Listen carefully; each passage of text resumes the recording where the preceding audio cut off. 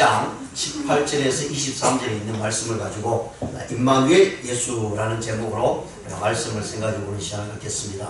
예수님의 탄생의 소리는요, 마태복음과 누가복음에 이렇게 나옵니다. 그래서 매년마다 성탄절이 되면 어디에서 본문을 전할까 딱 정해져 있습니다. 정확하게 이제 마태복음과 누가복음이고 다른 데서 또 뭐 이사야서를 찾을 수도 있고요, 다른 곳에서도 찾을 수 있지만 그래도 예수님의 탄생을 자세히 기록하고 또 말씀해 주시고 있는 것이 이제 마태복음과 누가복음입니다. 그래서 오늘 특히 마태복음 1장에서 1장 18절에서 23절에 있는 말씀을 가지고 임마누엘 예수라는 제목으로 우리가 성탄절을 맞이하면서요 한번 기쁨을 나누고자 합니다. 우리가 잘 아는 기독교의 철학자였던 키엘 캐롤은 그의 이야기 중에 이런 이야기를 합니다. 영광의 하나님이 유한하고 평범한 인간의 몸을 입고 이 땅에 오신 성육신의 진리에 대해서 설명을 하면서요, 어느 농촌에 있는 소녀에 대해서, 소녀와 함께 그 나라를 다스리는 왕에 대한 이야기를 해주고 있습니다. 예수님께서 이 땅에 신이시면서 인간의 몸을 어떻게 왔느냐라는 부분을 설명하기 위해서 비유로 이야기해주는 모습이 이제 키엘 캐롤에 의해서 나타내주고 있는 이야기입니다. 어느 농촌에 소녀와의 사랑이 빠진 왕의 이야기를 설명을 하고 있는 내용입니다. 아주 비천한 소녀를 사랑하는 왕이 있었습니다.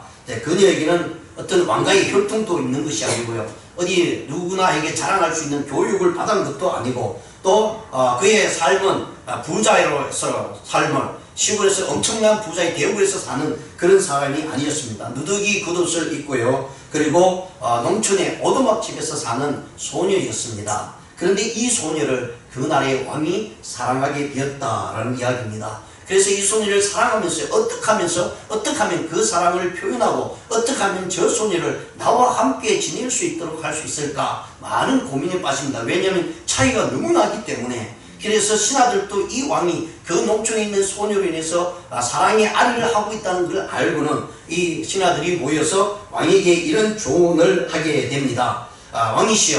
왕이신데 그 소녀를, 그녀를 데려오기 위해서 그냥 왕비로 맞이하십시오 라고 이렇게 이야기를 했습니다.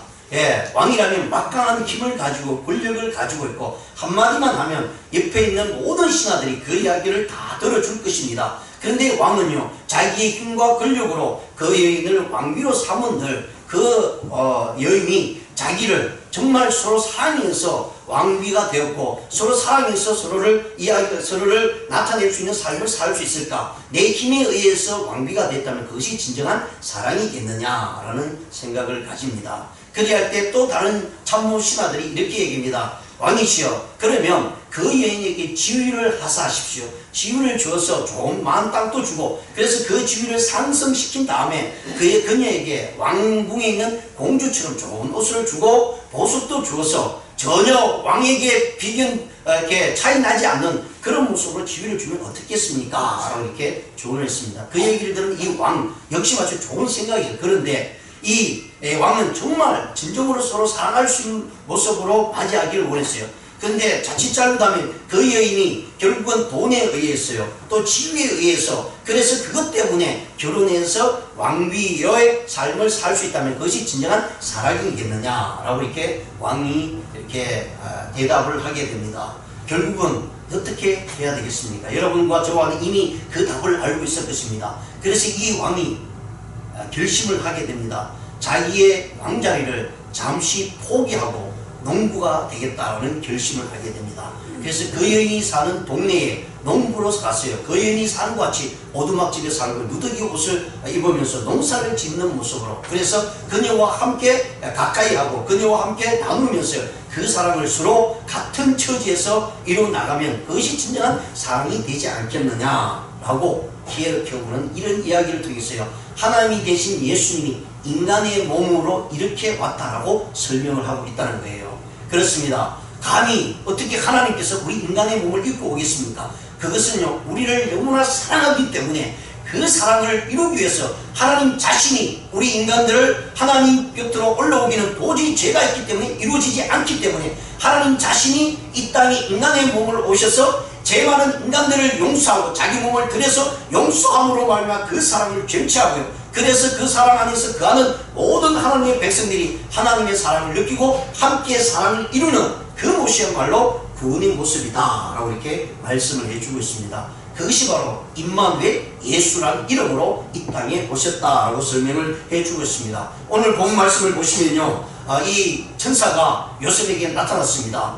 요셉이 마리아와 약혼을 하고 이미 결혼을 한 것과 마찬가지입니다. 그런데 어느 날 이 요셉이 굉장히 두려움이 있었습니다. 왜냐하면 자기 약혼자가 마리아가 임신을 한 거예요.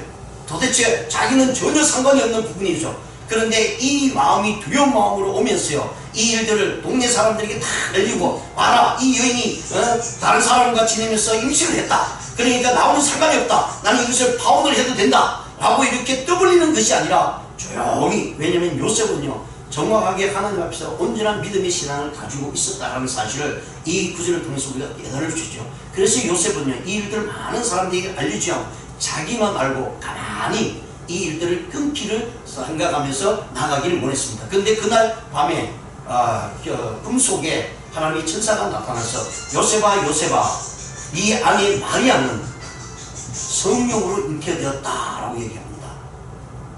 정말 믿을 수 없는 일이 벌어졌죠.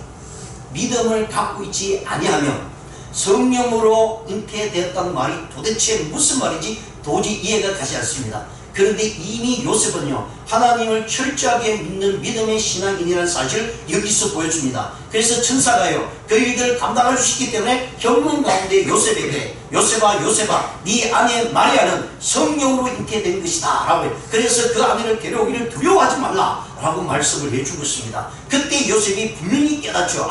사람의 인간의 능력으로 할 수 없는 것은 하나님이 할 수 있다는 사실을 알죠. 그래서 성령으로 잉태되었다는 것은 어떤 남자를 통해서 잉태된 것이 아니라 성령이 하나님으로 말미암아 잉태되었다는 사실을 천사가 알려줄 때 그것을 그대로 받아들입니다.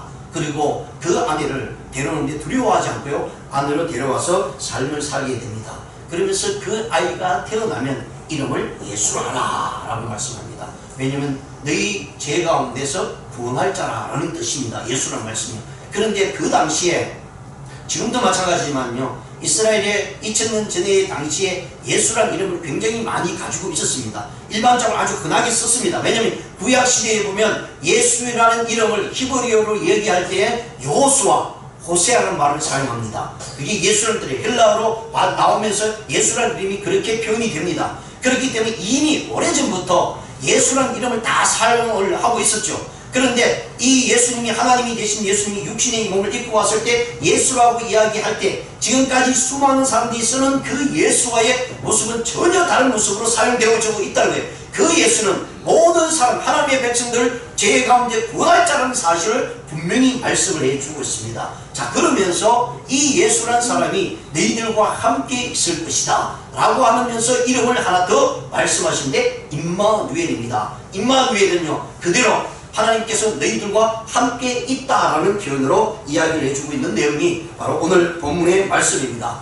그래서 요셉은요 그 말씀 앞에 그대로 순종하고요 아내 마리아 데려오기를 주저하지 않고 데려오게 되었다는 사실을 말씀합니다. 이 내용은 임마누엘 예수라는 이 내용은 이미 700년 전에 이사야를 통해서 이스라엘 백성들에게 말씀을 해주었습니다. 이사야 7장 14절에 보시면요 이런 말씀이 있습니다. 주께서 친히 징조를 너희에게 주실 것이라. 지금 이사야 시대에는요 이 주위에 있는 이웃 나라가 전쟁을 하고 싸우는 상태에 있습니다. 그래서 이스라엘은 너무나 힘들죠. 어떻게 구원할 길이 없습니다. 그런데 이사야는 이런 말씀, 하나님께서 주신 말씀으로 이스라엘 백성들에게 반드시 징조가 있을 것이다. 이스라엘을 하나님을 믿는 백성들을 구원할 것이다 라고 말씀하시면서요 그 하나님이 전쟁 가운데 우리 삶 가운데 항상 있다는 사실을 표현해주고 있는데 이사야는 보라 처녀가 잉태하여 아들을 낳을 것이요 그의 이름을 임마누엘이라 하리라 라고 말씀합니다. 이미 700년 전에 하나님께서는 이사야 선지자를 통해서요 처녀가 잉태한 아이가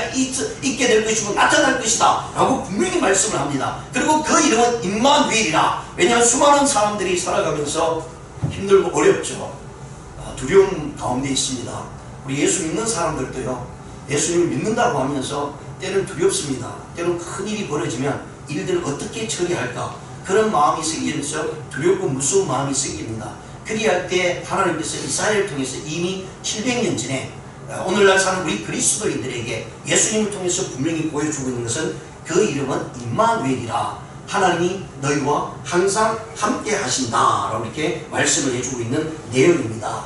그랬습니다. 성경은요, 인류가 시작이 되면서 하나님께 아담과 하와를 창조하시고 지금까지 오면서요, 한 번도 하나님이 우리와 함께 하시지 않은 적이 한 번도 없다는 얘기예요. 항상 함께 하셨다고 말씀합니다. 아담과 하와가 죄를 짓는 가운데서도요, 하나님께서 함께 하시고, 그들이 숨어서 어찌할 바를 모르고 있는 가운데서도 하나님께서 그들을 찾아오셔서 그들을 용서하시고 그들을 믿음의 삶 속에 살 수 있도록 인도해 주셨습니다. 모세에게 나타내서 내가 너와 함께 하겠다, 두려워하지 말라고 말씀합니다. 다윗과 함께 함으로 인해서 다윗이 그 골리앗 앞에서도 두려워하지 않고 있었던 것은 하나님이 나와 함께 하고 있다는 사실 분명히 깨달았기 때문입니다. 그리고 다니엘의 세 친구 다니엘과 사드락과 메삭과 아벤누고 역시 마찬가지로 그 어려움과 핍박과 고통 가운데 죽을 수밖에 없는 그 상황 속에서도요, 그들은 믿음을 저버리지 않았던 것은 임마누엘 하나님을 경험했기 때문이다 라고 이렇게 말씀을 합니다.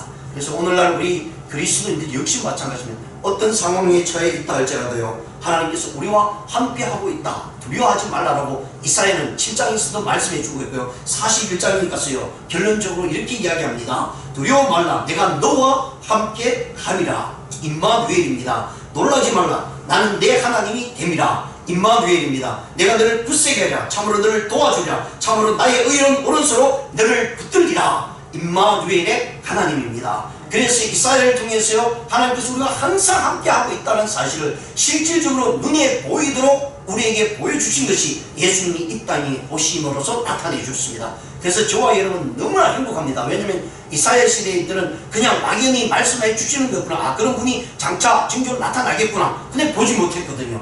근데 우리는 구약을 다 보고 신약을 통해서 예수님께서 이 땅에 오신 모든 생활과 그의 활동을 우리가 다 보고요, 그리고 그가 이 땅에 왜 왔는지 천사를 통해서 임마누엘을 이루기 위해서 오셨다는 사실을 우리에게 보여주고 있습니다. 그래서 저희들은 이미 모든 것을 다 경험했습니다. 체험했습니다. 그러기에 우리의 삶 속에서요, 지금 역시 마찬가지로 주님께서 마지막 떠나가실 때도 내가 너희들과 함께하리라, 보혜사 성령을 보내주시겠다라고 이렇게 말씀을 해주셨던 것을 우리가 살펴봅니다. 그래서 마태복음 28장 20절에 보시면요, 예수님이 처음 오실 때도 임마누엘 하나님이라고 말씀하셨죠. 그리고 마지막 승천하실 때도 예수님이 뭐라고 말씀하시면, 내가 너희에게 분부한 모든 것을 가르쳐 지키게 하라. 볼지어다 내가 세상 끝날까지 너희와 항상 함께 있으리라. 자, 이 말씀이 임마누엘입니다. 내가 세상 끝날까지 임마누엘이다 라고 말씀한, 결국은 하나님도 마찬가지고 이 땅에 오신 예수님도 마찬가지고요, 처음과 끝은요 임마누엘 하나님으로 나타내주고 있다는 사실을 성경에서 우리에게 말씀을 해주는 것을 우리가 성경을 통해서 살펴보게 됩니다. 그래서 그 일들을 우리에게 나타내 주었다라고 말씀합니다. 이 말씀은요, 예수를 믿고 그리스도인이 되지 않으면 이해가 안 됩니다. 그래서 이해가 되지 않으니까 이 골로새 교회를 향해서 사도 바울이 뭐라고 말씀해 주냐면, 이 비밀은 만세와 만대로부터 감추어졌던 것인데 라고 말씀합니다. 감추어졌다고 얘기해요. 그러면서 이제는 그의 성도들에게 나타났다 라고 말씀합니다. 예수님이 이 땅에 오시면서요, 그동안 감춰졌던 말로만 했던 것, 예언만 했던 것들이 실제로 눈에 딱 보이도록 가시적으로 나타났다는 거예요. 그러면서 사도 바울이 골로새 교회인들에게 이제 성도들에게 다 나타났다, 성도들이라고 얘기합니다. 예수 믿지 않는 사람은 몰라요. 그러니까 저와 여러분은 얼마나 기쁩니까? 이 비밀을 우리가 알고 있다는 거예요. 그렇잖아요? 비밀이라는 것이 아무나 아는 게 아닙니다. 여러분, 어떤 산에 큰 보석이 산 안에 숨겨져 있다, 나만 알고 있다고 생각해 보세요. 얼마나 가슴이 벅찹니까? 비밀이 아무도 몰라요. 아무도 알려주지 않습니다. 그런데 나에게 알려졌다는 얘기예요. 그러니까 저와 여러분 너무나 행복해요. 그 보석을, 그 보화를 저와 여러분이 갖고 있다는 얘기입니다. 그 보화와 보석을 통해서 우리 안에 하나님의 능력이 나타나고요, 그것을 통해서 하나님의 나라를 바르면서 나아갈 수 있다라고 분명히 말씀을 해주고 있기 때문입니다. 그러면서 하나님이 그들로 하여금 이 비밀의 영광이 이방인 가운데 얼마나 풍성한지를 알게 하려 하심이라. 이제 유대인들에게 먼저 이 비밀을 주셨어요. 근데 유대인들이 깨닫지 못했어요. 그래서 하나님께서 사도 바울을 통해서 이방인의 선교사로 보내면서요, 이방인들에게 그 말씀을 깨닫게 하셨다라고 말씀합니다. 이스라엘 백성 이외에 다른 모든 민족들 이방인이라고 했습니다. 그런데 그 이방인들 가운데 예수 그리스도를 만나고 깨닫고 임마누엘 하나님을 경험하도록 했다라고 말씀합니다. 그러면서 사도 바울이 이 비밀은 너희 안에 계신 그리스도인 곧 영광의 소망이다 라고 말씀합니다. 저와 여러분이 가진 세상의 보화도 아닙니다. 권력도 힘도 아닙니다. 예수 그리스도를 가진 것이 이 비밀이다 라고 말씀합니다. 그것이 임마누엘 되신 하나님께서 이 땅에 저와 여러분이 함께하고 있다는 사실을 분명히 말씀을 해주고 있는 것을 이야기를 해주고 있습니다. 그래서 존 웨슬리는요 이런 얘기를 했습니다. 임종하기 직전에 얼마나 대단한 분입니까? 감리교를 창설하신 분입니다. 그리고 뜨겁기로 그 누구도 따를 수 없는 성령이 충만한 사람이 존 웨슬리입니다. 근데 그 존 웨슬리가 평생을 하나님의 나라를 위해서 복음을 전했습니다. 가는 곳마다 엄청난 성령의 역사가 일어났습니다. 그런데 그가 임종 직전에 그가 이런 고백을 합니다. 뭐라고 고백하냐면 세상에서 좋은 일이 많이 있었지만 가장 귀한 일은 하나님이 나와 함께 합니다 라는 사실이에요. 예, 돈을 많이 벌어서 기뻐한 것이 아니고 내가 힘이 있어서 능력이 있어서 지혜가 있어서 지식이 있어서 기뻐한 것이 아니라 그 많은 것들이 있지만 그보다도 비교가 되지 않는 것이 있는데 하나님이 나와 항상 함께 있었다라는 고백입니다. 예, 우리가 죽음 앞에서요 정말 하나님 내 평생에 하나님이 나와 함께 하셨구나. 나는 비록 내 성격대로 내 고집대로 하나님을 미쳐내려고 하고 하나님을 떠나서 내 발걸음을 옮겼던 적은 있지만 하나님이 결코 우리를 버리지 않고 함께 하셨다라는 사실을 고백하고 있는 내용입니다. 그렇습니다. 저와 여러분은 어떤 모습으로 살아가고 있습니까? 오늘 이 본문을 통해서요 임마누엘 예수 되시는 그 부분들을 다시 한번 점검하면서 오늘 성탄절을 우리가 하나님 앞에 드리기로 합니다. 첫 번째 하나님의 이름입니다. 예수입니다. 과거 구약에는 하나님 이름이 있지 않아요. 예, 우리 과거에 히브리어로 야훼라는 말을 씁니다. 우리나라 말로는 여호와라는 말을 써요. 근데 진짜 이름은 그게 아니죠. 왜냐면 하나님께서 모세에게 나타낼 때 모세가 하나님에게 천사에게 하나님이 도대체 누구라고 얘기하면 뭐라고 얘기합니까? 이스라엘 백성들 애굽에 있는 이스라엘 백성들을 구출하기 위해서 모세가 가잖아요. 그때 그 이스라엘 백성들이 갑자기 400년 만에 하나님께서 이스라엘 구출하게 또 하나님이 찾아왔다고 하니까 자기들은 그동안 기도했지만 도대체 그 하나님이 누구냐? 라는 묻는 거예요. 이름이 뭐냐? 라고 묻으면 모세가 내가 뭐라고 대답합니까? 그때 하나님 뭐라고 하냐면 나는 스스로 있는 자다. I am 이라고 얘기하고 나는 스스로 있는 자다 라고 해요. 그러니까 이게 하나님의 이름이 스스로 있는 자예요. 그런데 그 스스로 있는 자라는 그 이름이 좀 이게 분명하지 않잖아요. 그런데 그게 분명하게 나타나는 것은 예수님이 이 땅에 오시면서요 그 이름이 하나님의 이름이 주어졌다는 거예요. 그게 바로 예수라는 것입니다. 그래서 그 예수의 뜻은 오늘 본 말씀을 통해서 분명히 말씀하는데요 아들을 낳으리니 이름을 예수로 하라. 이는 그가 자기 백성을 하나님께서 구속하신 백성을 이야기합니다. 그들의 죄에서 구원할 자이심이라 하니라. 그러니까 구원할 자는 오직 하나님뿐입니다. 그래서 그 하나님이 육신의 몸을 입고 이 땅에 오셨죠. 그래서 요한복음의 요한은요 말씀이 육신이 돼서 육신이 이 땅에 오신데 비치고 그리고 그가 예수 그리스도다 라고 이렇게 말씀을 합니다. 그 이름이 바로 예수라는 것이에요. 하나님의 이름이 예수라고 말씀합니다. 근데 그 예수의 이름의 뜻은 자기 백성들을 죄에서 구원할 자이십니다 라고 이렇게 말씀을 해주고 있습니다. 그래서 히브리서 기자는요 2장 14절과 15절에 이런 말씀을 해주고 있습니다. 사망의 세력을 잡은 자 곧 마귀를 없이 하시며 또 죽기를 무서워함으로 일생에 매여 종노릇하는 모든 자들을 놓아라고 말씀합니다. 예수님께서 이 땅에 오심으로 말미암아 사망에 놓여있던 우리들 사단 마귀에 잡혀서 있던 우리들을 해방시키러 오셨다라고 이렇게 분명히 말씀을 해주고 있는 것을 우리가 살펴보게 됩니다. 로이 레이신이라고 하는 분이 인간에게 가장 필요한 것이 무엇인가에 대해서 이제 기록을 해 두었습니다. 이 로이 레이신이라는 분이 이런 얘기를 했습니다.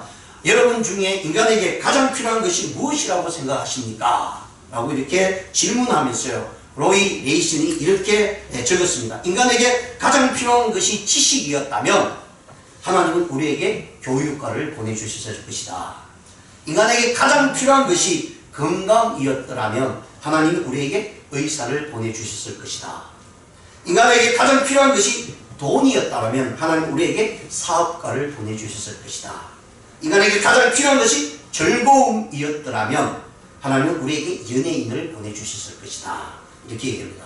그러면서요. 그러나 인간에게 가장 필요한 것은 죄사함이었다. 그래서 하나님이 누구를 보내주셨냐면 하나님의 아들 우리 주 예수 그리스도를 보내주셨다라고 이렇게 말씀합니다.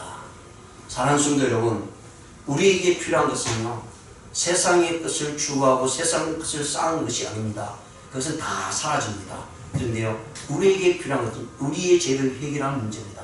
죄만 해결하면 전혀 우리의 삶과 영적인 모든 부분이 해결된다고 얘기합니다. 그 죄를 해결하신 분이 바로 예수 그리스도다. 죄송합니다. 라고 말씀을 해주고 있습니다. 그래서 예수 안에서요, 있을 때에 우리는 구원을 얻을 수 있다라고 분명히 말씀을 해줍니다. 바로 예수 이름을 부를 때 그는 하나님의 자녀가 될 수 있는 고난을 주시고요, 예수 이름을 부를 때 우리 모든 죄를 해결해 주신다라고 말씀합니다. 그 다음에 두 번째는요, 우리를 죄에서 구원하셨음을 기억해야 됩니다.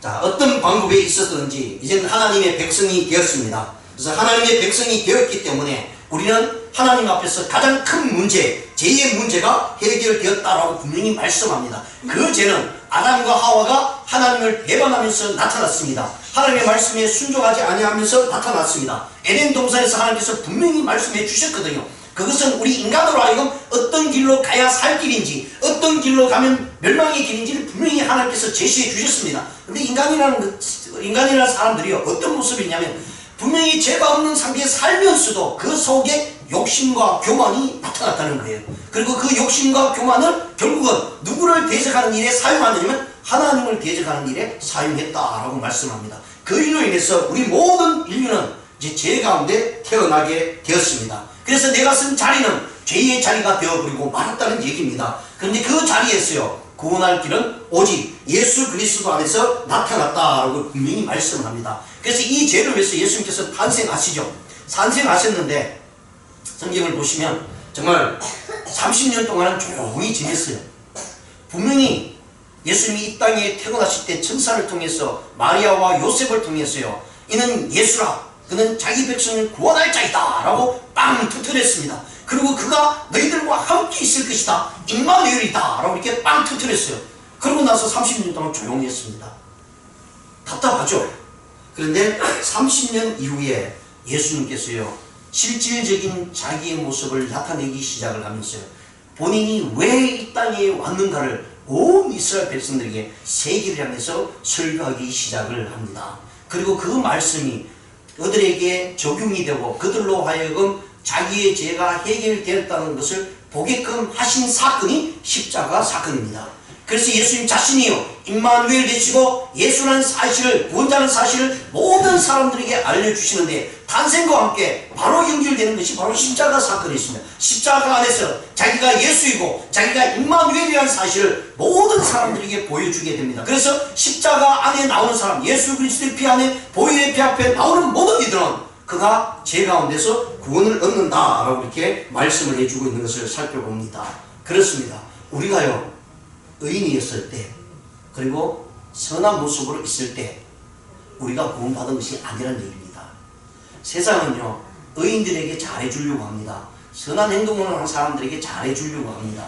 그런데 죄인에게는 얕지 없습니다. 잘못을 저지르면 잘못의 대가를 받아라고 이야기하죠. 세상의 법도 마찬가지입니다. 잘못하면 감옥에 가야 됩니다. 자칫 잘못 사형을 당할 수도 있습니다. 그런데 그런 죄인들에게 의로우신 우리 주 하나님께서요, 가까이 오셨다라고 분명히 말씀을 해주고 있습니다. 그래서 로마서 5장 8절에는 이렇게 말씀합니다. 우리가 아직 죄인 되었을 때 그리스도께서 우리를 위하여 죽으심으로, 우리가 의로웠을 때 예수님이 대신해서 죽은 게 아니에요.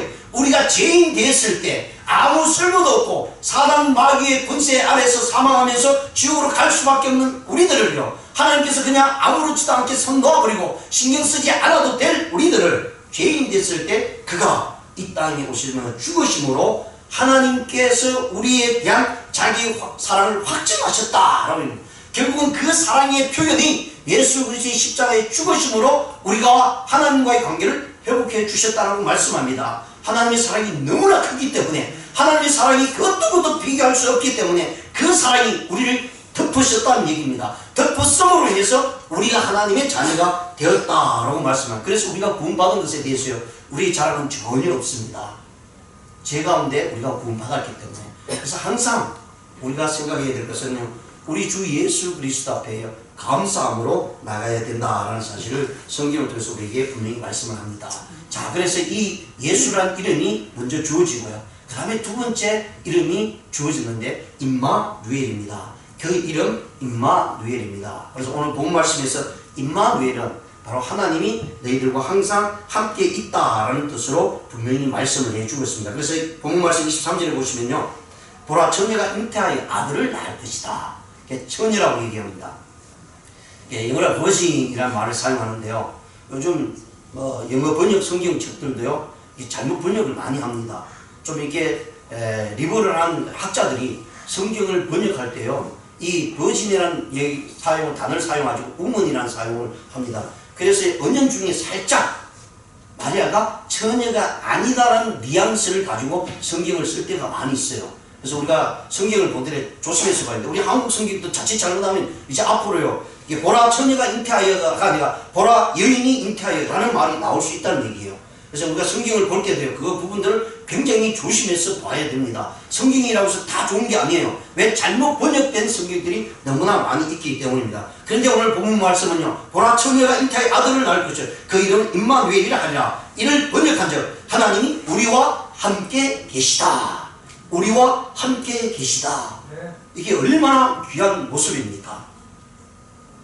다윗이 아들 압살롬에게, 압살롬 얘기할 때마다 제가 참 압살 맞을 사람이다 라는 생각이 자꾸 들어요. 이게 다윗을 아버지를 쫓아내잖아요. 어떻게 아버지 왕권을 가만히 있어도 왕이 될 사람인데 얼마나 착했는데요. 그리고 이스라엘의 가장 뛰어난, 오늘날 말하면 미스터 코리안입니다.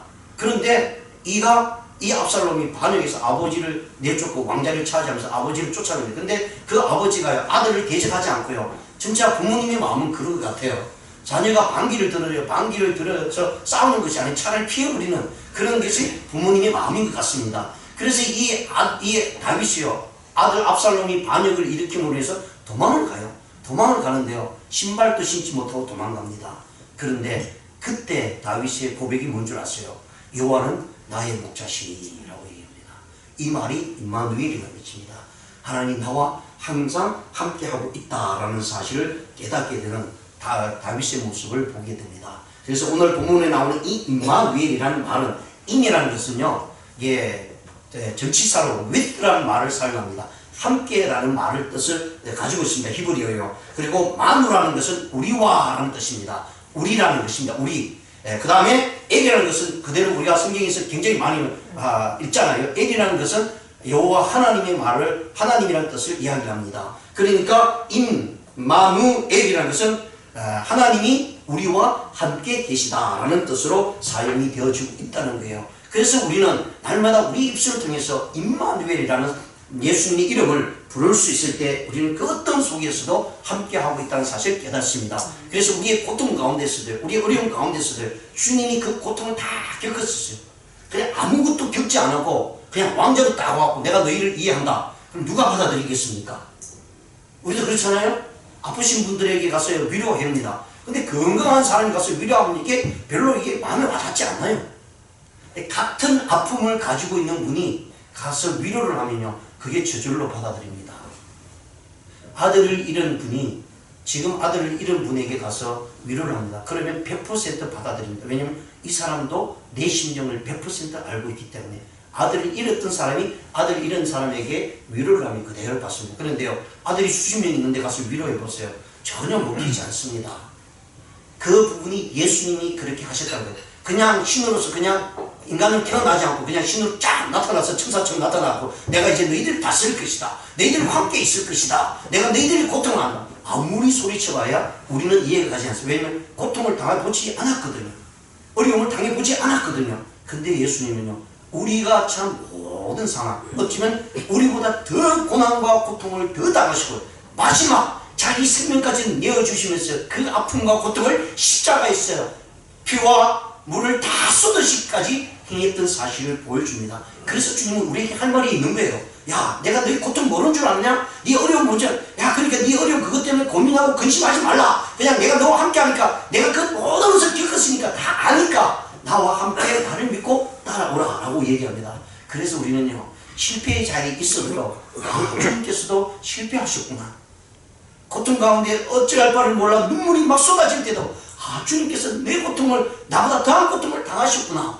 그렇구나. 주님이 나와 함께하고 있구나 라는 믿음의 모습을 가면 그 임마누엘의 하나님이 우리와 함께 하시고요, 결국은 하나님의 놀라운 기쁨으로 살아갈 수 있도록 해주신다라고 말씀합니다. 히브리서 4장 15절에서요, 우리에게 있는 대제사장은 우리의 연약함을 동정하지 못하실 리가 아니요.